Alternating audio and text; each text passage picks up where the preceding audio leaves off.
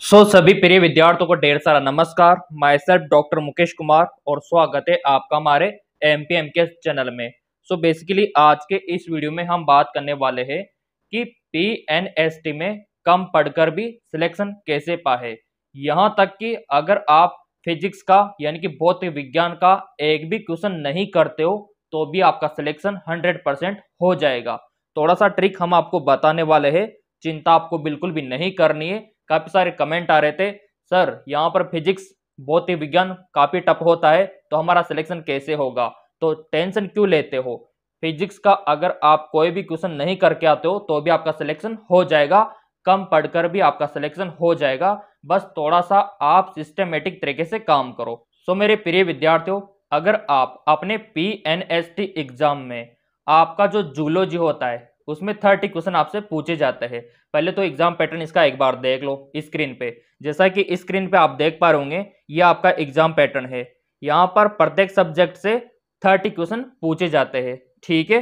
अब देखिए, यहाँ पर अगर आप जूलॉजी यानी कि जंतु विज्ञान से 30 में से 25 क्वेश्चन भी कर देते हो तो आपके 25 नंबर तो हो गए, ठीक है, फिक्स।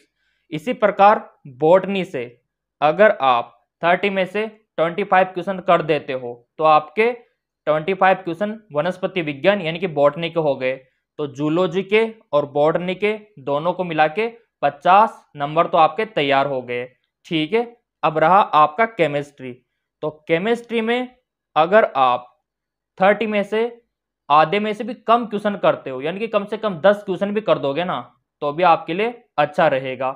अब यहाँ पर देखो, 10 क्वेश्चन आपने रसायन विज्ञान के कर दिए तो आपके टोटल कितने हो गए, 50 बॉटनी जूलॉजी के, और यहाँ पर आपका केमिस्ट्री रसायन विज्ञान का 10, यानी कि 60 अंक तो यहाँ पर आपके कंप्लीट हो गए। यहाँ पर मैं आपको बताना चाहूंगा कि रसायन विज्ञान बहुत ही आसान है, इसमें आपका बायोलॉजी जैसा ही रहता है, जैसा कि जैव अणु हो गए, आपका पॉलीमर बहुलक हो गया है ना, दैनिक जीवन में रसायन हो गया, ये बायोलॉजी से रिलेटेड ही सब्जेक्ट है रसायन विज्ञान। तो इतने से क्वेश्चन तो आप कर ही दोगे, 30 में से 10 क्वेश्चन तो रसायन विज्ञान में 10 तो आपके पक्के हैं। अब यहाँ पर आता है आपका इंग्लिश। इंग्लिश में 30 में से कम आप आधे क्वेश्चन भी कर दोगे, क्योंकि वही आपने जो पढ़ रखा है 12th में, टेंस वगैरह है ना, एंड का प्रयोग, बस वही पूछा जाएगा। तो यहाँ पर कमजोर से कमजोर विद्यार्थी भी कम से कम आधे क्वेश्चन तो कर ही सकता है इंग्लिश में। तो आपके 15 नंबर इंग्लिश के हो गए। तो टोटल यहाँ पर आपके कितने हो गए, 75 हो गए, क्योंकि आपने जूलॉजी में कितना करके आए, 25 क्वेश्चन, बॉटनी में 25 क्वेश्चन, केमिस्ट्री में 10 क्वेश्चन, ठीक है, और इंग्लिश में 15 क्वेश्चन। टोटल आपके 75 नंबर हो गए। और 75 नंबर पे अच्छा आपको गवर्नमेंट कॉलेज मिल जाता है, चाहे आपकी कैटेगरी जनरल ओबीसी क्यों ना हो, ठीक है। और आपने फिजिक्स का तो एक भी क्वेश्चन नहीं किया तो भी आपका सिलेक्शन हो गया, तो फिर आप डरते क्यों हो। काफी सारे कमेंट आते हैं, सर क्या होगा, कैसे करेंगे। डरना बिल्कुल भी नहीं है।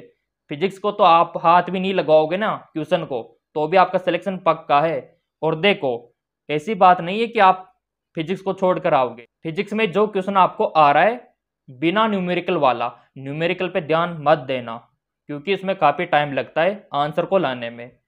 विदाउट न्यूमेरिकल क्वेश्चन आपको करना है, जिसमें एक तो एसआई मात्रक आपसे पूछ लिया जाएगा, फॉर्मूला आपसे पूछ लिया जाएगा, ठीक है। बेसिक की जो गेट होते हैं आपके, थ्योरी टाइप के क्वेश्चन जो होते हैं जिसमें न्यूमेरिकल का कोई फंडा नहीं होता, ऐसे क्वेश्चन तो मेरे को पता है आप 5 तो करके आ ही जाओगे। कमजोर से कमजोर विद्यार्थी भी करके आ जाएगा, ऐसी कोई दिक्कत वाली बात नहीं है। वो तो एक्स्ट्रा नंबर है, ठीक है, वो तो आपके मतलब सेफ्टी के लिए।